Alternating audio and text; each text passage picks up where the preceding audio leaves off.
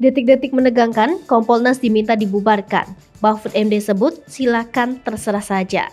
Pada rapat dengar pendapat antara Komisi 3 DPR RI dengan Kompolnas, Komnas HAM, dan LPSK terkait kasus pembunuhan berencana Irjen Ferdy Sambo, suasana rapat sedikit tegang dan diisi hujan interupsi. Bahkan, Wakil Ketua Komisi 3 DPR RI, Desmond J. Mahesa mempertanyakan fungsi dari Komisi Kepolisian Nasional kepada Menko Polhukam Mahfud MD yang merangkap sebagai Ketua Kompolnas. Desmond menilai, Kompolnas tidak begitu diperlukan jika kedudukannya hanya sebagai public relation terkait penanganan kasus yang menewaskan Brigadir J. Menanggapi pertanyaan tersebut, Menko Polhukam Mahfud MD menyerahkan keputusan tersebut kepada DPR. Menurut Mahfud, jika Kompolnas dinilai tidak bermanfaat, DPR dapat membubarkannya.